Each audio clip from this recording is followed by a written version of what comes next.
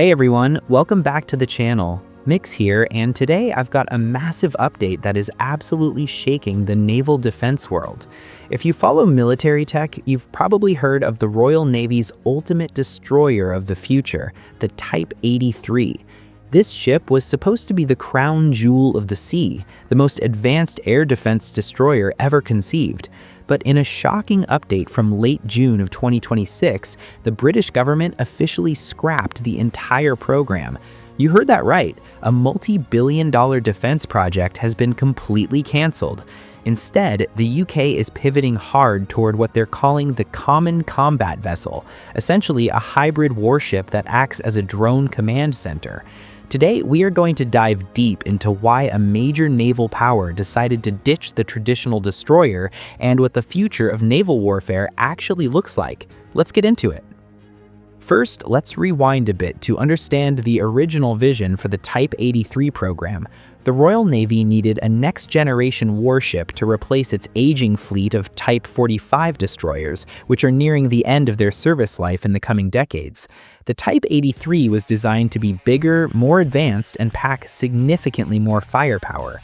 The initial concept was to build a floating fortress capable of neutralizing all emerging threats, from hypersonic missiles to high-energy laser weapons. This project had been taking shape since the early 2020s and was expected to be the ultimate symbol of British maritime supremacy. But that grand vision hit a massive roadblock when the reality of modern warfare completely shifted. The major turning point that forced the UK to wake up and completely rethink its strategy was the harsh lessons learned from recent modern conflicts. The footage we've grown used to seeing over the past few years paints a clear picture. Massive, multi-billion-dollar warships packed with cutting-edge tech are turning into expensive sitting ducks, destroyed by weapons that cost a fraction of the price. Radio-controlled suicide surface drones and older anti-ship missiles have successfully penetrated the complex defense systems of large warships. This reality check made the UK Ministry of Defense realize that pouring endless funds into a handful of massive warships might not be the right answer anymore in an era dominated by drones and unmanned systems. Combine that with skyrocketing budgets, the projected cost to build the Type 83 was reaching terrifying heights. Just one of these ships would have drained a massive chunk of the defense budget. This was the final straw that led the British government to pull the plug, officially cancelling the Type 83 and steering toward a completely new doctrine. This new approach focuses on agility, risk distribution, and relying heavily on unmanned technology, which brings us to the Common Combat Vessel program. To give you a clear picture of the sheer difference between the cancelled Dream Destroyer and the hybrid warship of the future, I've put together a spec comparison based on the latest concepts. Let's take a look at the data. Looking at this table, we are seeing a complete 180-degree shift in naval doctrine.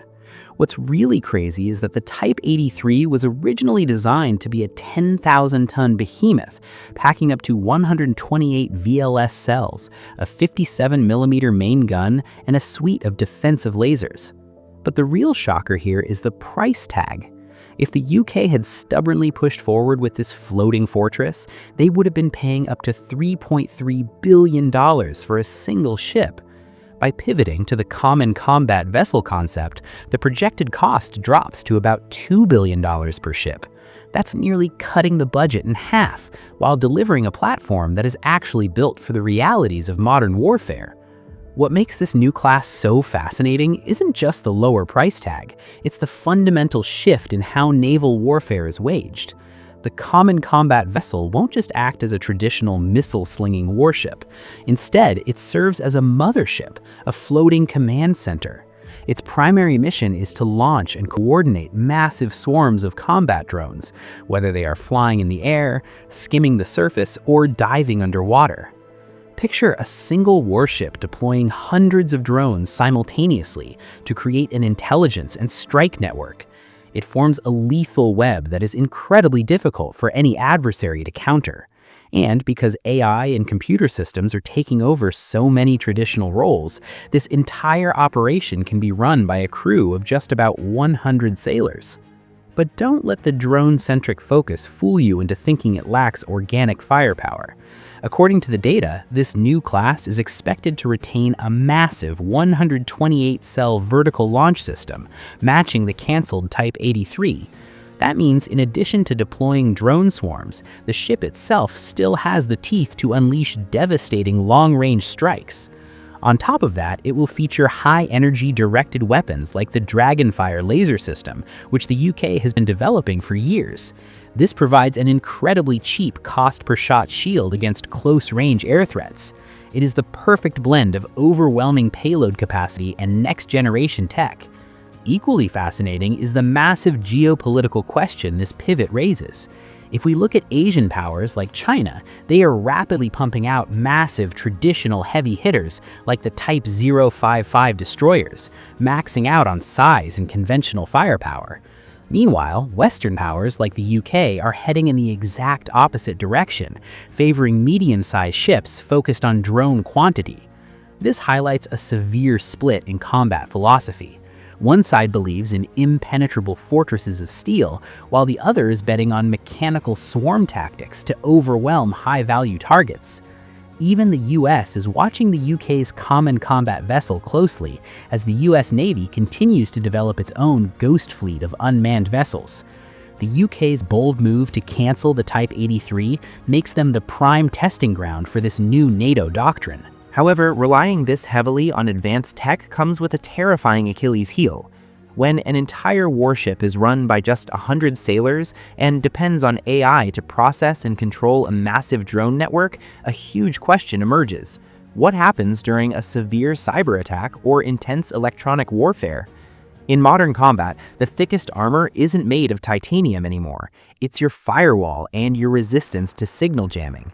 Imagine if an enemy manages to hack into the Common Combat Vessel's network or completely sever its drone control links. This state-of-art warship instantly becomes a blind, toothless sitting duck.